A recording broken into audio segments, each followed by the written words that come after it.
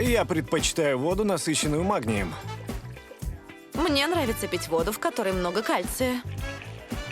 Я люблю просто газированную, но из источника. Чувствую себя хорошо только когда купаюсь в термальной воде хотя бы раз в неделю. Мне достаточно обычной воды из-под крана, она у нас вкусная. Спросите, к чему все это? Все дело в том, что мы помешаны на воде, ведь живем в настоящей водной столице. Добро пожаловать в Карловы Вары. Это жизнь других.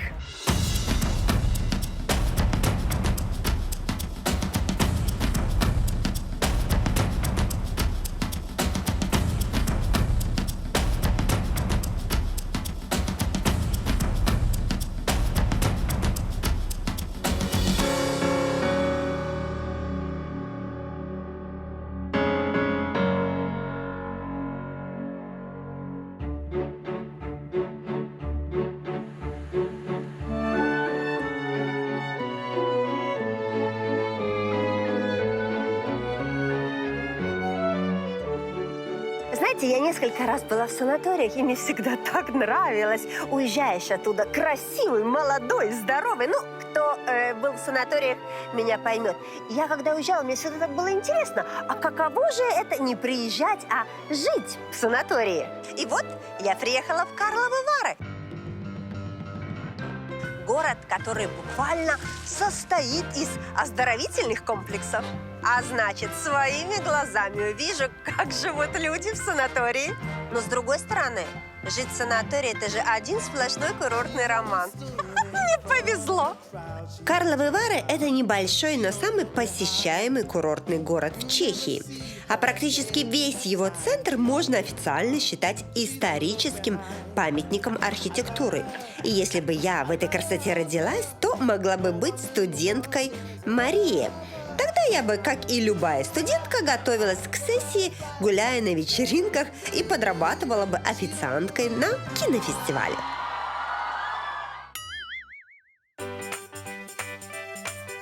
А еще я могла бы родиться в семье Тамаша и Хелены. Тогда я бы жила в небольшом доме в спальном районе города и вообще никогда не пересекалась бы с туристами. Но еще я могла бы работать в лаборатории, как Владислава. Тогда я бы каждый день проверяла чистоту воды не только в Карловых Варах, но и во всей Чехии.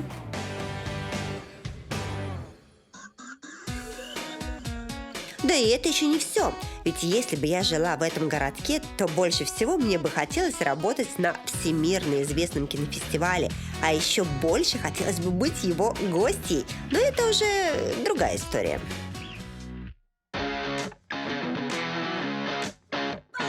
В этом зале были Джонни Депп, Шерон Стоун, Мел Гибсон, а также был Ян и Мартин. Счастливчики, они просто тут работают. Вот так.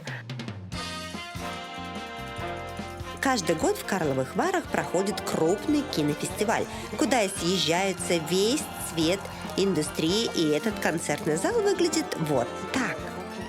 Дорогие декорации, оскароносные гости, звенящие бокалы, блестящие наряды, но мы об этом не будем.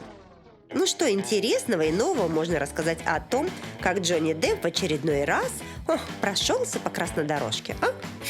Гораздо интереснее люди, которые эту дорожку привезли и постелили, пока здесь никого не было. На кинофестивале в Карловых Варах каждый год работают сотни людей. Эта работа выгодная, но на короткое время, поэтому для большинства это как подработка. Мы, например, занимаемся размещением. Все звезды, как правило, живут в одном отеле, но для встречи каждого гостя надо готовиться отдельно, ведь у всех свои предпочтения. Кому-то надо определенное количество воды и только определенного бренда, кому-то нельзя орехов, а кому-то, наоборот, только их и хочется. Пообщаться я решила с Мари. Она из года в год работает здесь официанткой и лично знает все капризы голливудских звезд. По крайней мере, я надеюсь, что знает. Торжества проходят просто здесь, на этой площадке перед отелем. Стоят столики, за ними тусуются звезды, а мы работаем. В этом году, например, прямо на этом месте сидел Джонни Депп. То есть Джонни Депп вот тут вот сидел, да? С кем он был? Ну, как сказать, с кем? С одной стороны сидело 4 охранника, и с другой 4. А скажи мне, когда вот проходит фестиваль, вот когда вы тут работаете, какие-то у вас есть правила? Главное требование к нам – это как можно быстрее узнать, что человек хочет, чтобы он как можно меньше времени тратил на заказ и как можно больше на свой отдых. Ну и, конечно, нельзя фотографироваться. То есть вот так вот ты обслуживаешь какую-то звезду, понимаешь, а потом тебе никто не поверит, получается, правильно? Здесь мы работаем 10 дней в году, но за эти 10 дней можно заработать почти месячный оклад. У меня получается 1015 крон. Так как я студентка, а здесь подрабатываю на каникулах, то для меня это отличные деньги. Сложная вообще эта работа? Или так, принес, ушел быстренько? График непростой, с 11 до 11. Я поняла. Ну, ты хоть устаешь, небось, с 11 до 11 это прям серьезный такой график. Тяжело только если на работу после вечеринки пришел, а так нормально. Ну, скажи мне, чтобы получить эту работу, что ты для этого должна сделать? Ну, любой может ее получить. Проще всего сюда попасть, когда есть знакомые здесь, в отеле. Я, например, устроилась через брата. Во всем мире нужны знакомства, образование вот это ваше. Знакомство, понимаешь? Брат знает Петю, Васю, Колю, понимаешь, и все, и ты работаешь. Добраться до Карловых Вар прямыми рейсами, увы, не получится. Зато получится с пересадкой и недорого. А вот как именно, это нам покажет Авиасейлс. Он всегда поможет найти и купить самый дешевый билет. Не удивляйтесь, что сегодня выпуск я начала именно с кинофестиваля. Просто эта тема, пожалуй, самая громкая, ну и звездная. Но теперь давайте спустимся от звезд на землю и начнем с того, с чего начинается детство каждого местного жителя. Вот я помню, как вот у меня было. Детский сад, школа, университет. А здесь, в Карловых Варах, дети сначала идут в школку, потом в школу, ну и получается по логике, что потом идет в школище. Дело в том, что школка – это и есть детский сад, просто на чешском языке. Так вот, школки здесь бывают разные. Детские сады в Чехии бывают и государственные, и частные. Особенно ничем они не отличаются, кроме того, что, в-первых, надо платить только за питание. Это 1400 крон. А во-вторых, еще и за сам сад. Например, у нас это 3600. На вид сад как сад, практически такой же, как у нас, ничего особенного. Но вот взгляды на воспитание детей и даже на то, как их одевать у нас с чехами, все-таки немного разные. У нас не принято закутывать детей в 10 одежек даже зимой. Так они постепенно привыкают к прохладе и совсем не боятся холода. Кроме того, мы в саду выходим на прогулку в любую погоду. Дети выходят на прогулку вот так вот каждый день. Неважно, снег, дождь, ветер, цунами, торнадо, неважно. Они должны дышать свежим воздухом. Я так понимаю, место для костра? Ну и вот детские игрушки нормальные, смотрите. Листья, шишки, палки, камни, деревяшки. Абсолютно есть чем заняться. Камни есть, палки есть. Что еще нужно детям? Кроме игр в любую погоду и с любыми предметами, здесь принято очень много внимания уделять обучению малышей. По словам местных, некоторые дети уже к 4 годам могут прочитать и даже написать свое имя. Ну, посмотрим. Местных вундеркиндов я застала за обедом. Так, дети, ну что вы едите? Расскажите мне. А сколько вам лет? 4. 4. И тебе 4. Так, а вы умеете считать, писать? Нет, не умеете? А вас в школе тут не учат? А чем вы занимаетесь тут в садике? Смотрю, сегодня дети не готовы со мной общаться. Ну и потом, мне всегда в детстве говорили, когда я ем, я глух и нем. Дети усвоили, так сказать, эту пословицу, правильно? Понятненько. Ой, может, писать эти дети уже и умеют, но говорить пока явно стесняются. Чехи, как оказалось, вообще народ скромный, а особенно, когда речь заходит о деньгах. Говорить о деньгах, заработках, а тем более спрашивать об этом у знакомых или коллег у нас считается темой неприемлемой. В этом я и сама убедилась, когда пыталась узнать о местных зарплатах. Даже среднюю зарплату моей специальности я вам сказать не могу. Это коммерческая тайна. Даже не спрашивайте, я не имею права говорить о деньгах. Я, честно говоря, не могу сказать ничего о финансах, ни о своих, ни в целом. Как бы там ни было, но выяснить кое-какие цифры мне все-таки удалось. Например, месячная зарплата школьного учителя в Карловых Варах в среднем 30-40 тысяч, а, скажем, медсестры в санатории от 20 тысяч крон. Это для Чехии совсем немного, но очень странно, ведь санатории – это, собственно, то, на чем держится экономика Карловых Вар. В Карловых Варах около 150 санаториев. Причем туда приезжают лечиться не только туристы, но и сами местные. Мало того, для местных жителей существуют скидки от 10 до 20%. Лечит народ в местных санаториях в первую очередь минеральными водами из источников, которых в округе больше 100.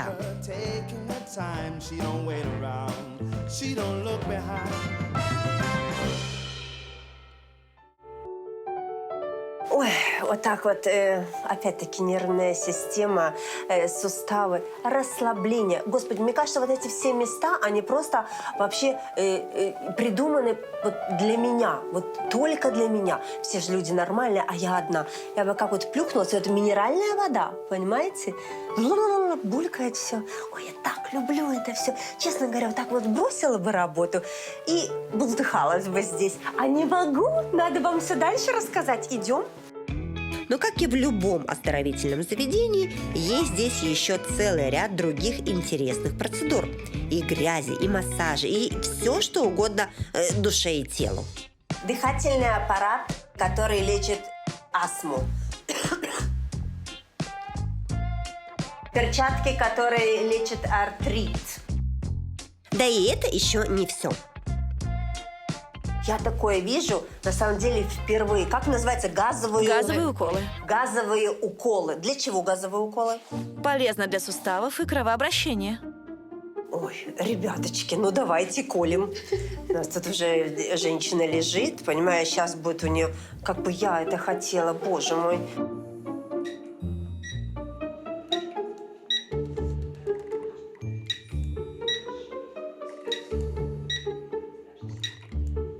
Все, а ну это не больно? Чуть-чуть щиплет, но это быстро проходит. Ну, человек, мне кажется, спит. Да, ну, может так быть. Человек спит, и при этом, понимаешь, у него все мышцы расслабляются, шея вот посмотрите, вот у меня вот шея вот в одну сторону да, а в другую вообще нет. Ой, в общем, я ваш клиент. Неделя пребывания в санатории стоит примерно 4000 крон. Но люди часто сюда приезжают по страховке. Например, пенсионеры, люди с хроническими заболеваниями или же дети.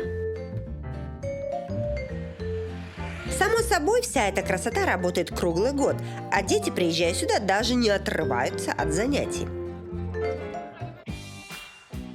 Карловы Вары – это город-санаторий. Здесь оздоравливаются не только взрослые люди, но и дети. А чтобы дети не отставали от школьной программы, прямо при санатории есть школа, в которую они и приезжают и лечиться, и учиться. Какая красота! К нам приезжают дети примерно на 1 месяц. По каждому ребенку мы контактируем с его основным учителем, берем учебный план и ведем школьника индивидуально, чтобы он не отстал, когда вернется к себе в школу.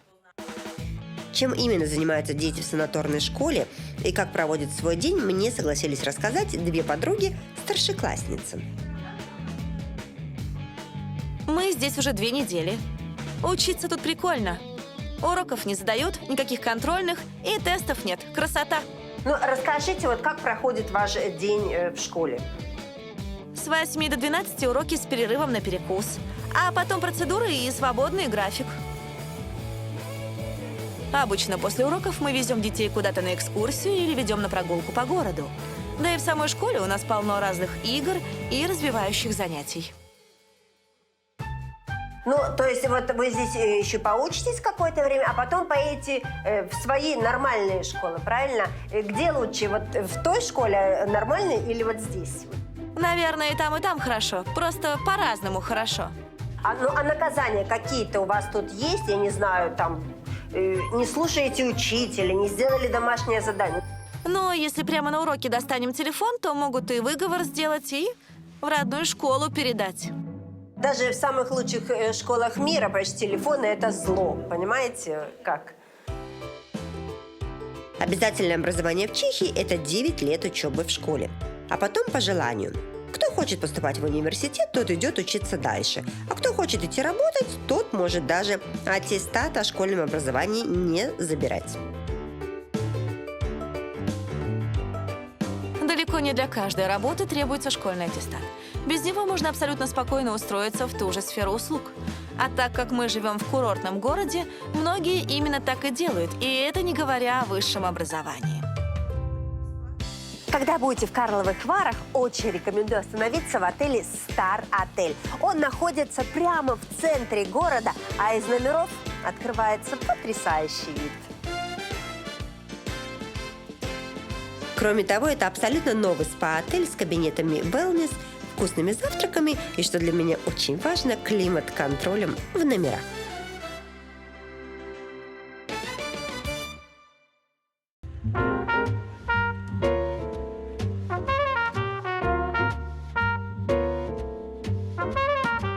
По статистике, в Карловых Варах людей с высшим образованием меньше всего среди всех городов Чехии. Ну а зачем? Если после школы ты можешь пойти в туризм и сразу нормально зарабатывать. Ну, так они считают. И это несмотря на то, что высшее образование в государственных вузах Чехии бесплатно. Да даже в частных университетах оно стоит не так уж и дорого.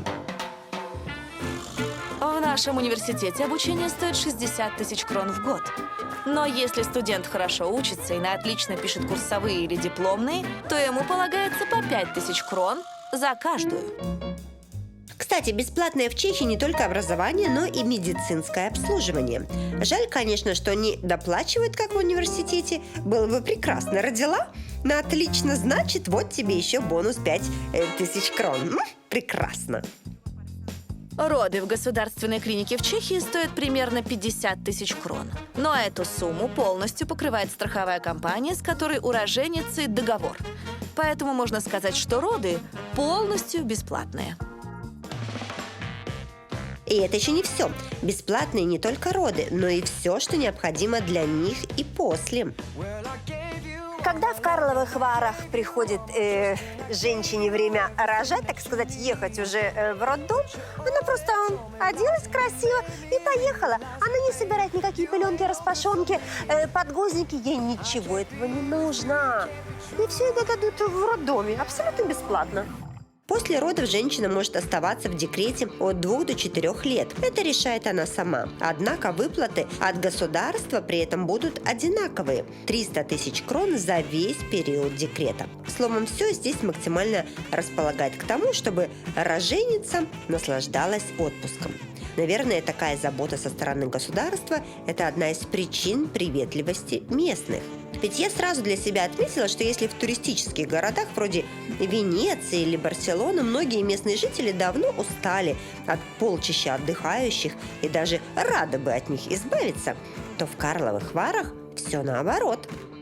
Туристы для нас – это же основной доход, а значит, благополучие города. Это прекрасно понимают даже те, кто в туризме не работает. Кроме того, у чехов, в принципе, довольно покладистый характер. Поэтому я не знаю ни одного местного, кто бы жаловался на приезжих. Дело еще в том, что жители Карловых Вар практически не пересекаются с отдыхающими в повседневной жизни, только если они не работают в отеле, санатории или ресторане. Сам город построен так, что есть туристический район, где и сосредоточены все санатории, и есть район спальный, где живут только местные. Поэтому всем комфортно, и никто никому не мешает.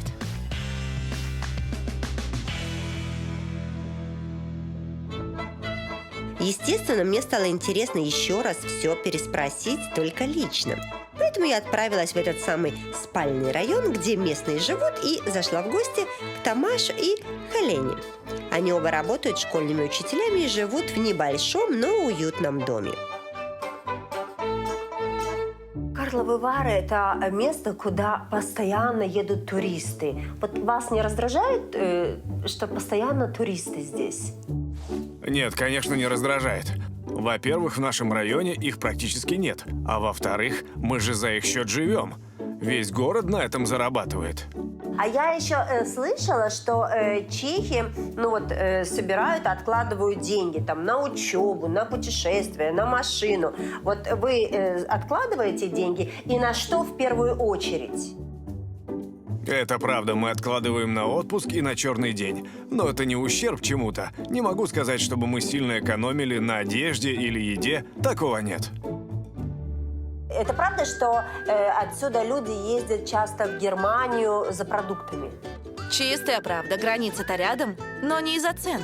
Они почему-то считают, что там продукты качественнее. Господи, если бы моему мужу надо было бы ехать в Германию, мы бы, наверное, голодали.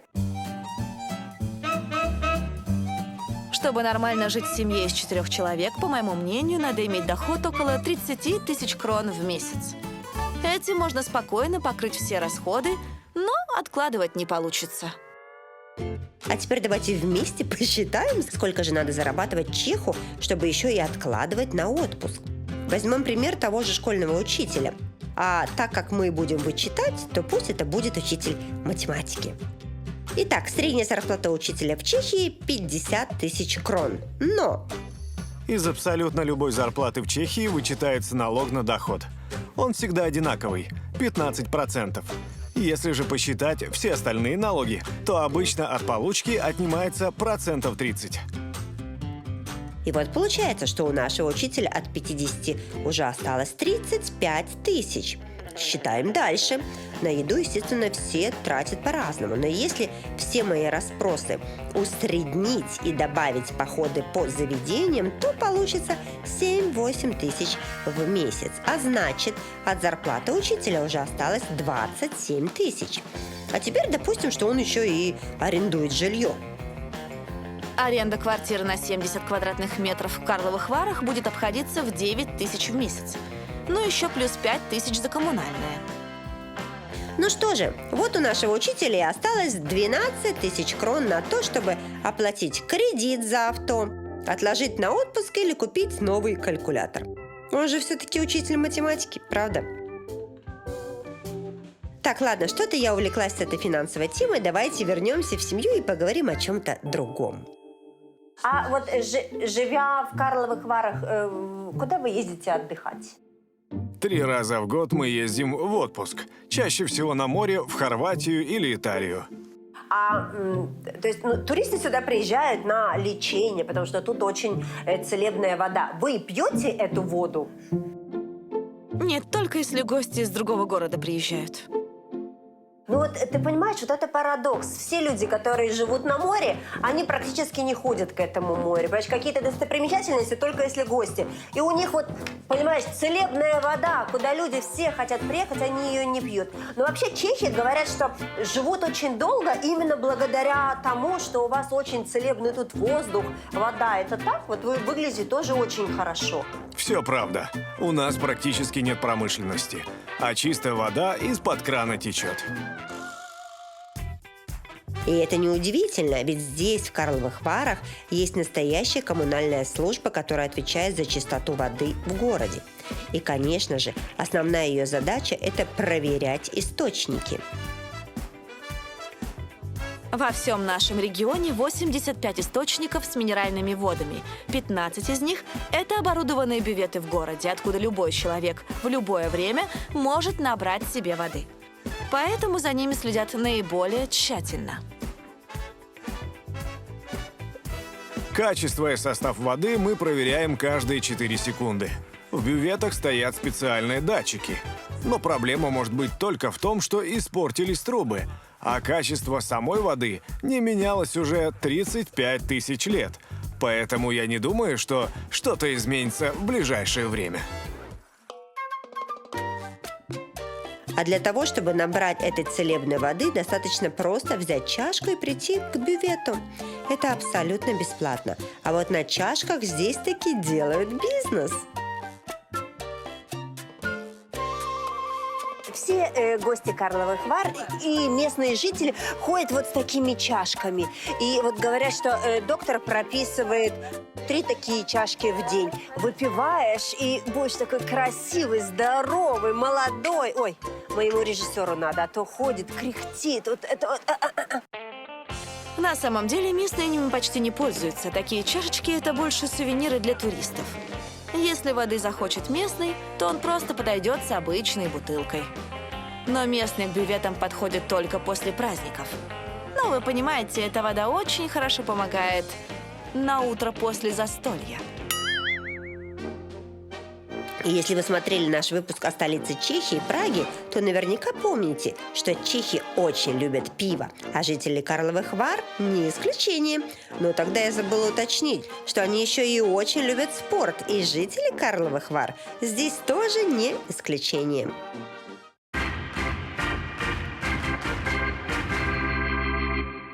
Можно сказать, что все чехи смелые, потому что, как мы знаем, трус не играет в хоккей, а тут в хоккей играют практически все. Только в небольших Карловых Варах, где живет 40 тысяч человек, есть 2 профессиональных хоккейных клуба и еще 5 любительских. Как вы понимаете, это определенно один из любимых видов спорта в Чехии. Причем здесь все устроено так, чтобы этот спорт развивался как можно быстрее. Детей заниматься хоккеем отдают еще в совсем маленьком возрасте. Первый год занятий для них бесплатный, а доступность площадок просто отличная. Только в Карловых Варах их 2. С 16 лет дети уже подписывают профессиональный контракт и начинают зарабатывать. Но профессионалом становится только 1 из 40 воспитанников. Я попала на тренировку как раз к профи. И пока 2 из них отдыхали, решила отвлечь их от шайбы своими разговорчиками. А вы давно играете в хоккей? Я 25 лет, а сейчас мне 28. То есть всю жизнь, можно сказать. Слушай, но это же очень травматичный вид спорта. Да, какие у вас травмы были? Да, у всех по-разному. У меня, например, была операция на плече. Но вообще у нас же защита на всем теле. Разве что на 5-й точке нет. Ты понимаешь? То есть они плечи защищают, а попы нет. Это вообще очень опасная работа у вас, я тебе хочу сказать. До скольки лет можно играть в хоккей? Кто как, от здоровья зависит. Я надеюсь, что доиграю до 45. Но здесь еще и график, семья имеет значение. У профессиональных спортсменов жесткие графики. Многие мало видятся с семьей. По 2 тренировки каждый день и постоянные разъезды. 1-2 выезда в неделю. Это не в офисе сидеть. А вам хорошо платят? Говорить суммы мы не имеем права по контракту, но достаточно для того, чтобы накопить и потом жить нормально. Ну, у вас какая-то ставка? Или, например, если ты шайбу забил в ворота, это еще будет надбавка какая-то? Есть отдельная ставка.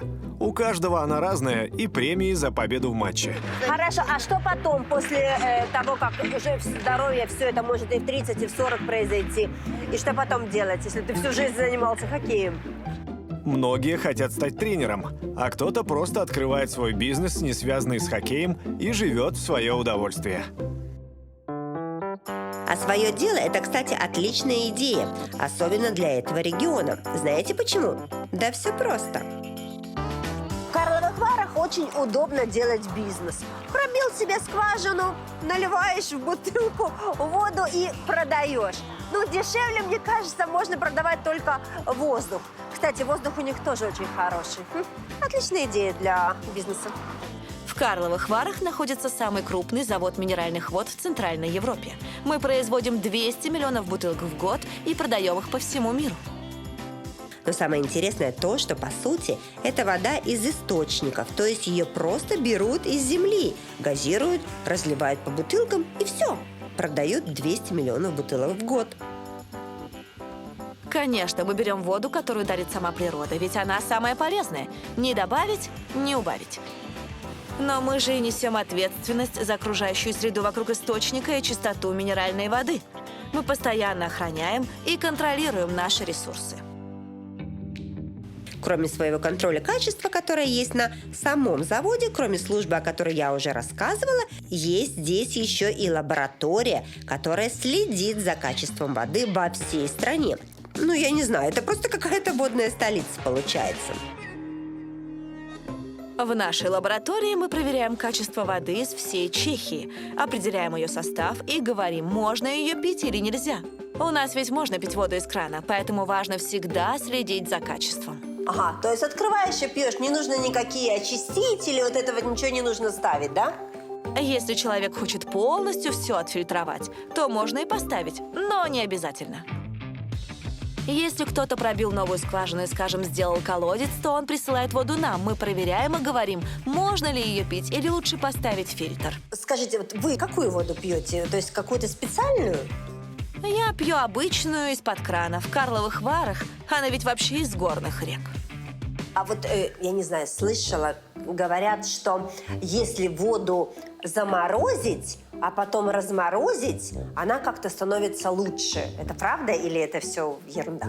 Нет, ее состав не изменится. Может, пару каких-то микробов умрет, но это ни на что не повлияет. То есть все слышали, кто вот замораживает, размораживает воду, то есть все это ерунда. Не стоит этого делать, так сказать, не тратить свое время зря. Вы уже, наверное, хотите сказать, ну что она заладила, все про воду, а я с вами возьму и соглашусь.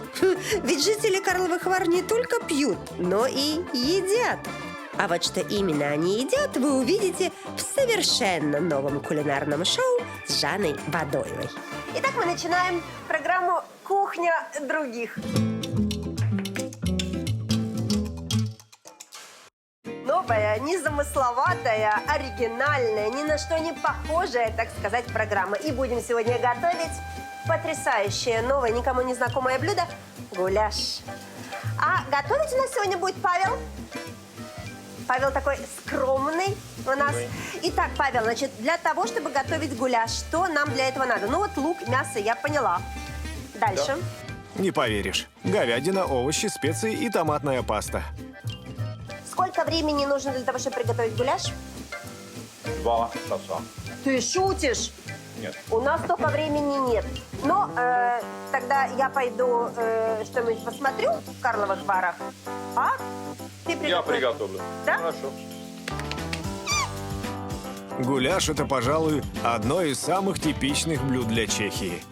Вообще, если описывать кухню нашей страны, то хватит и 4 слов. Свинина, говядина, соус и кнедлики. Кнедлики – это такие кусочки теста, что-то среднее между хлебом и клёцками. Надеюсь, вы понимаете, о чем я.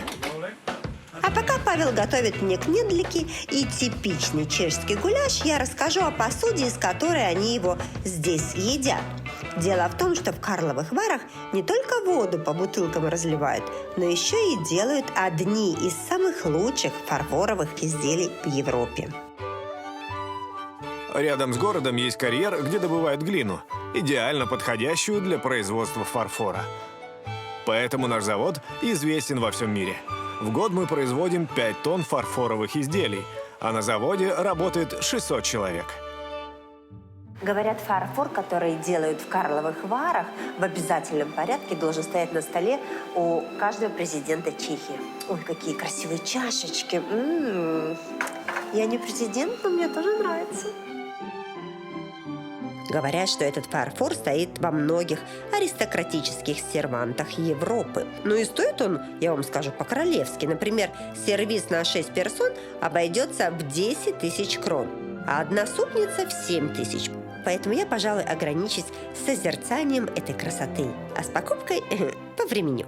Я все-таки не принцесса Дании, ну, по крайней мере, пока. Так, ну ладно, оставим грезы и вернемся на землю к простому и народному гуляшу.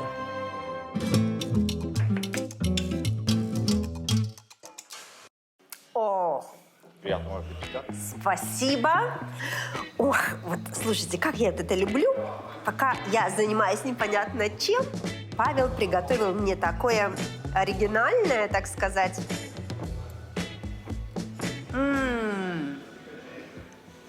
Мясо просто тает во рту. Теперь понятно, почему это должно готовиться несколько часов. Мясо просто рассыпается на волокна. Соус и специи как раз в меру дополняют вкус говядины. А кнедлики, ну как вам это объяснить? Ну, на вкус это что-то среднее между хлебом и клёцками. Надеюсь, вы понимаете, о чем я. Ну, в целом могу сказать, что чехи готовить умеют. Это очень вкусно. Дорогие друзья, на этом программа «Кухня других» заканчивается, потому что мне нужно нормально поесть. Ну и все, встретимся в следующий раз. Гуляш просто волшебный. Местный народ нельзя назвать завсегдатаями ресторанов. Если они и ходят по заведениям, то 1-2 раза в неделю. Хоть на самом деле это для них не такое уж и дорогое удовольствие. Просто они предпочитают свою домашнюю кухню. У нас в ресторане одно основное блюдо в среднем будет стоить 200 крон. Это же и примерная средняя цена по заведениям в Карловых Варах в целом. Еда вкусная, вода целебная, воздух чистый. Послушайте, ну в этих Карловых Варах просто не жизнь, а песня. Точнее, симфония. Ведь здесь расположился еще и знаменитый симфонический оркестр.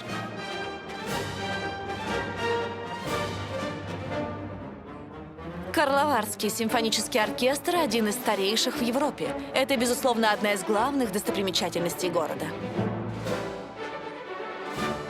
А когда я пришла посмотреть и послушать эту достопримечательность, то мне повезло еще и познакомиться с одним участником оркестра. С Иржем мы поговорили как раз между репетицией и концертом. Оказалось, что он уже 5 лет на пенсии, но с удовольствием продолжает выступать на сцене. Я уже 30 лет играю в этом оркестре, и пока есть силы, буду продолжать, хоть и на пенсии. И вы все равно продолжаете работать? Или это вы делаете уже для души?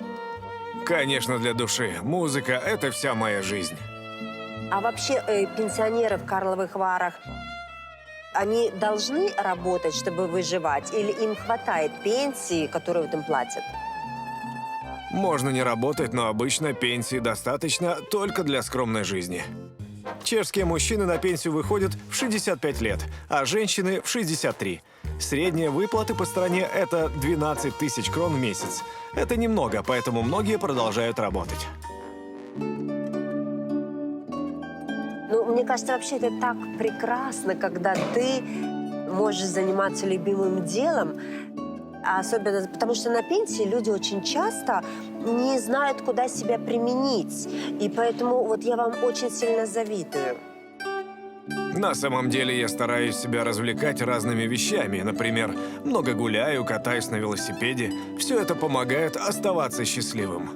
А вот ваши друзья, не знаю, пенсионеры, вот они вот такие же счастливые, как и вы? У нас в оркестре еще несколько человек на пенсии. И каждому удовольствие приносит что-то свое. Кто занимается садом, кто собирает грибы в лесу, кто-то увлекается спортом. Каждый находит для себя что-то, что дарит ему ощущение настоящей жизни. В нашем возрасте ведь главное чувствовать, что живешь. И живешь ради чего-то. Уже все, начинается концерт, да? Последний вопрос. Мне вот интересно, ваша жизнь сильно изменилась с выходом на пенсию? Или ничего у вас не поменялось? Пока ничего не изменилось, но переживаю, что когда перестану заниматься музыкой, жизнь изменится. Вы не переживайте, пойдете за грибами. Ну все, не буду вас отвлекать, потому что начинается концерт. Я уже заняла место, все. Буду сидеть в первом ряду и буду болеть за вас, и буду... Спасибо. Да, ну все. Оказывается, местные действительно очень сильно привязаны к своей профессии. Знаю, так можно сказать почти про каждого из нас. Но здесь это действительно важно. Причем важно не только при жизни, но и после нее.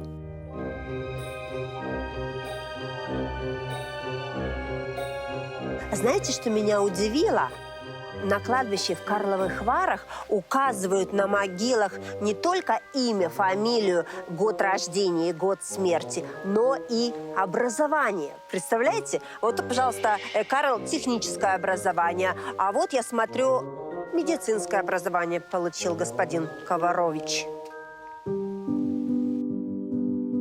Это старинная традиция, корни которой уходят далеко в прошлое. Дело в том, что раньше иметь какое-то образование, а тем более высшее, было очень серьезным достижением для человека.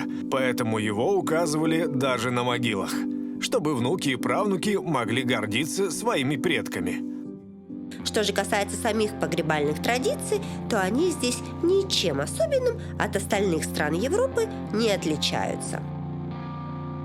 Чаще всего у нас людей кремируют, а прах просто высыпают в могилу. Такое захоронение будет стоить 1200 крон. А полноценные похороны в земле обойдутся ровно в 10 раз дороже. Причем это будет аренда места на 10 лет. Если ее не продлить, то еще через 25 лет в нее похоронят уже кого-то другого. Жизнь в Карловых Варах нельзя не сравнить с целебным источником, который бежит среди гор, блестит и переливается на солнце. Ведь здесь, в спокойном и тихом месте, можно весело и ярко развлекаться, принимать тысячи новых гостей в месяц, но с искренней улыбкой встречать каждого. Каждый день ставить уколы, но любить свою работу и, наконец, заниматься своим делом столько, сколько позволяют силы. Словом, Карловы Вары – это тот источник, который течет спокойно и размеренно. Но стоит сделать из него один глоток, как тут же почувствуешь настоящее счастье.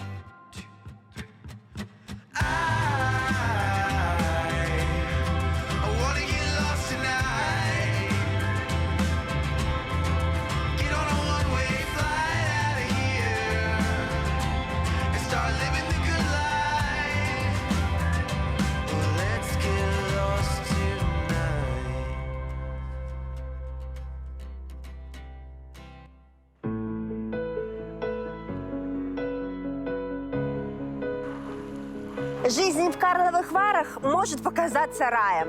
Всегда чистый воздух, лечебная вода, целебные грязи.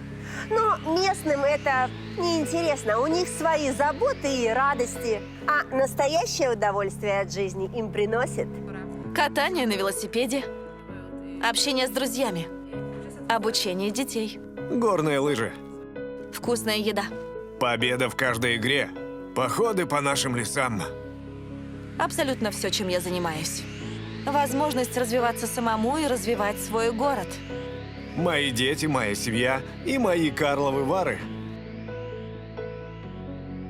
Как видите, где бы человек ни жил, каким достатком не обладал бы, он все равно будет разделять те же радости, преодолевать те же трудности, что и любой другой человек на земле. Поэтому не стоит думать, что хорошо там, где нас нет.